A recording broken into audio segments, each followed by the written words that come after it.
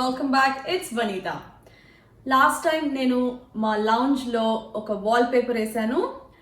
ఆ వీడియో కనుక మీరు చూడలేదంటే మాత్రం దాని లింక్ ఇక్కడ షేర్ చేస్తాను, తప్పకుండా చెక్ చేయండి. సో ఆ ఎక్స్పీరియన్స్తో నేను ఇంకొక వాల్ పేపర్ వేయడానికి రెడీ అయిపోయాను.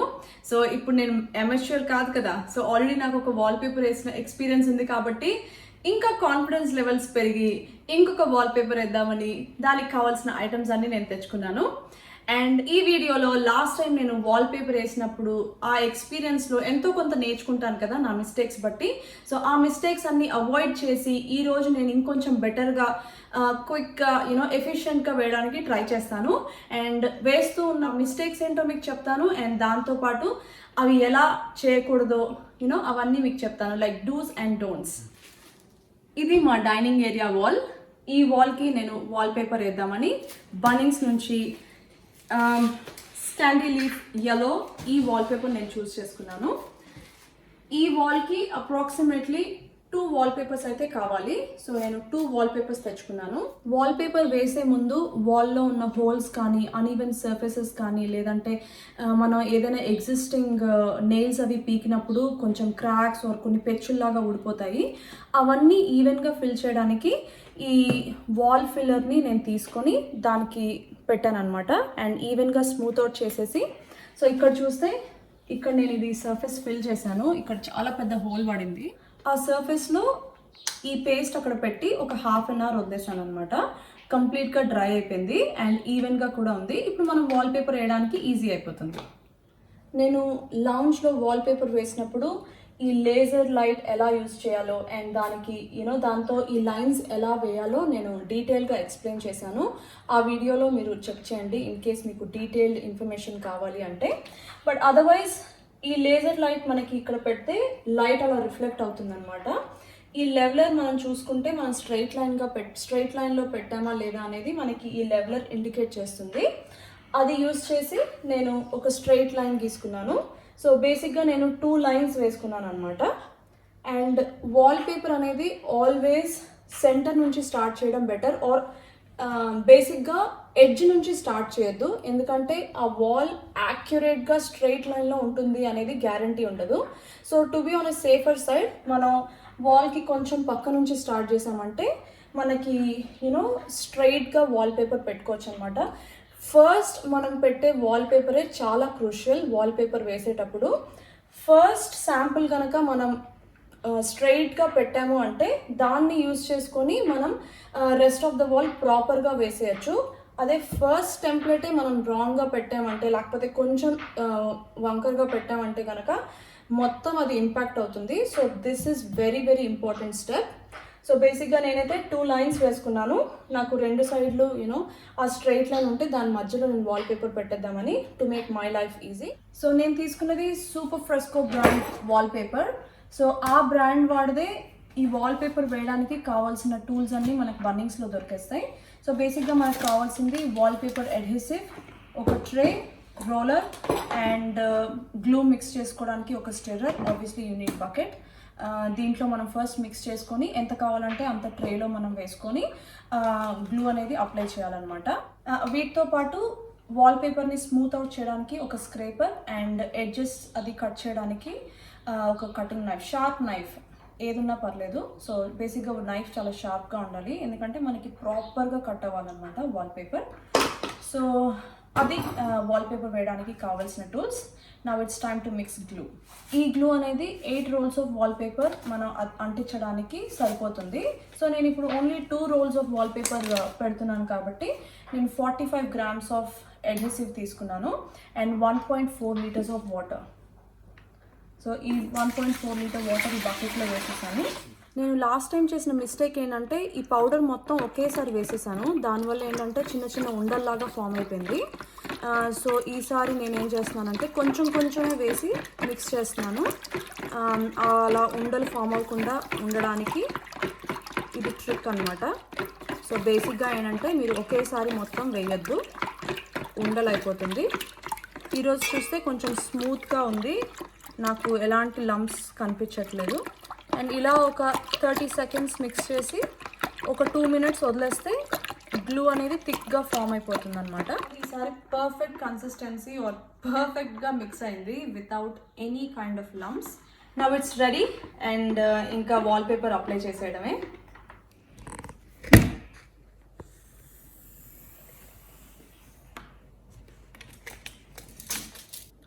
లాస్ట్ టైం నేను కంప్లీట్గా రోల్ పట్టుకొని అక్కడికి వెళ్ళి పెట్టడానికి ట్రై చేశాను అండ్ అక్కడికి వెళ్ళిన తర్వాత మెజర్ చేసి కట్ చేశాను. నాకు దానికంటే ముందే కట్ చేసేసుకొని ఆ పర్టికులర్ పీస్ అక్కడికి తీసుకెళ్ళి పెట్టుకుంటే ఈజీ అవుతుంది అనిపిస్తుంది.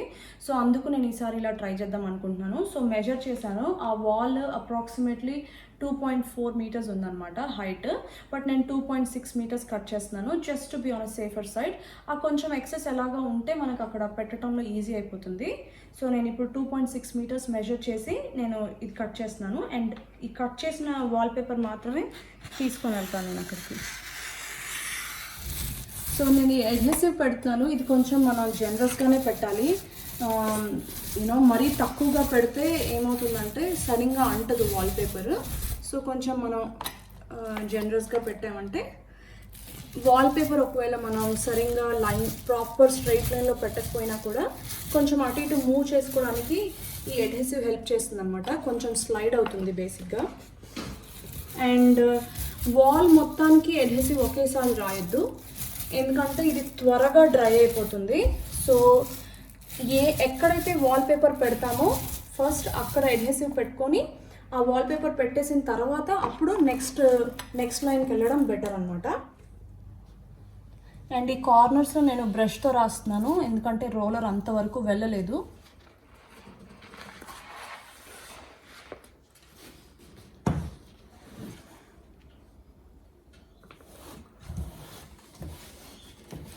సో ఈ లైన్ నేను యూజ్ చేసి దానికి నేను ఈ వాల్పేపర్ స్టిక్ చేస్తున్నాను.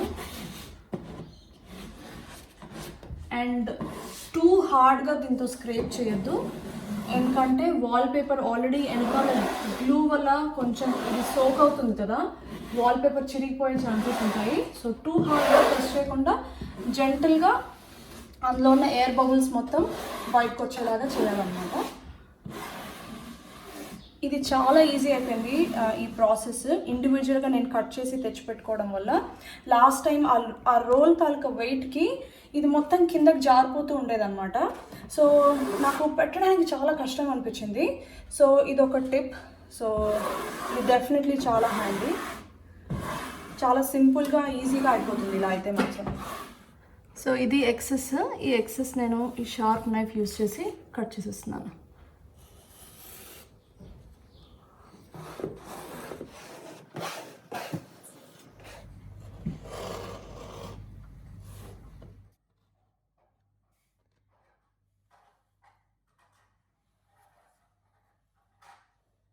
ఇప్పుడు కిందనే ఎక్సెస్ గమ్ ఉంది కదా, జస్ట్ ఇలా వెట్ క్లాత్తో తుడిచేస్తే సరిపోతుంది.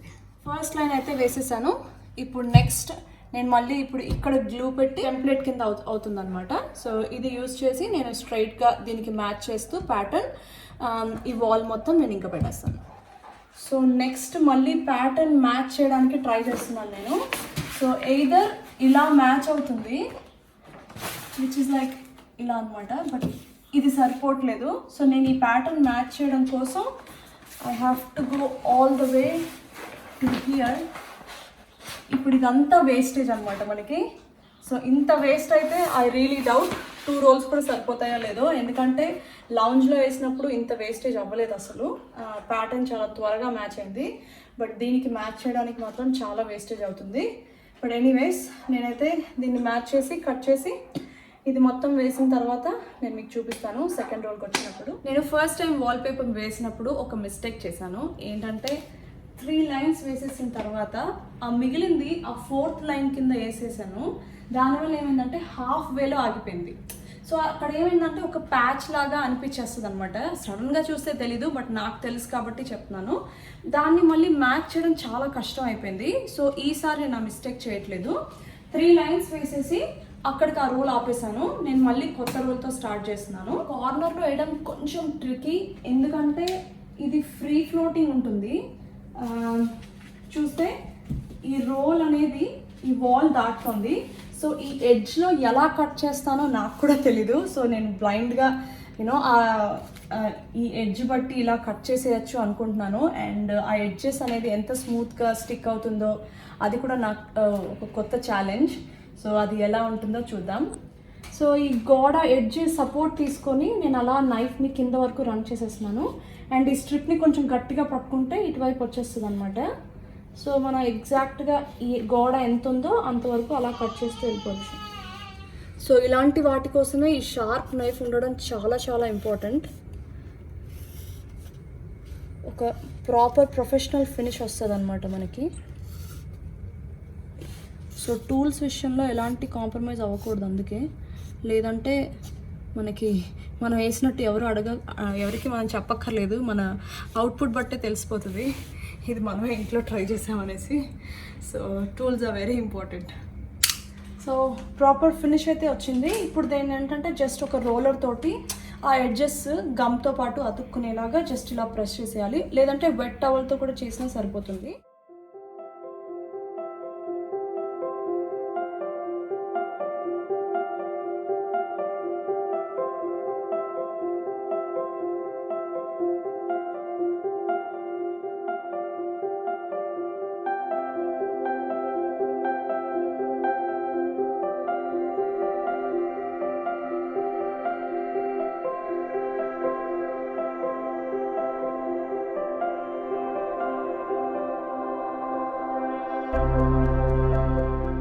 చాలా థింక్ చేసిన తర్వాత ఆ వాల్కి వేయాలా లేకపోతే ఒక కంప్లీట్గా ఉంటుంది ఇటు సైడ్ వేయాలా అని థింక్ చేసి మేము, ఎందుకంటే ఇంకా ఒక్క లైన్కే వస్తుంది ఈ roll. So I don't want to purchase another one. So ఫైనల్గా ఏం డిసైడ్ చేసామంటే ఇక్కడ వేస్తే అట్లీస్ట్ ఒక కంప్లీట్ వాల్ లాగా ఉంటుందని చెప్పి ఇటు వేద్దాం అనుకుంటున్నాను. సో అటు సైడ్ ఇంకా కొంచెం కార్నర్ పీస్ ఉంది, అది బేసిక్గా ఇటు సైడ్కి సరిపోతుంది.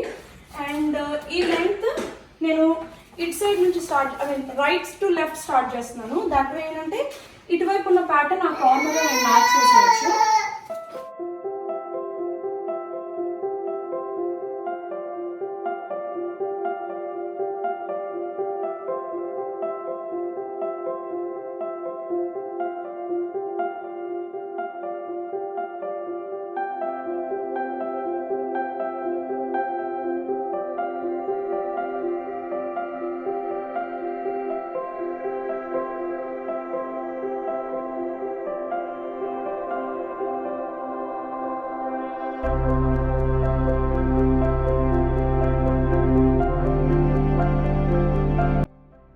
సో ఇదండి నా మిస్టేక్స్ నుంచి నేను నేర్చుకొని అవి ఎలా అవాయిడ్ చేసి ఎఫిషియెంట్గా వేసానో నేను మీకు చూపించాను.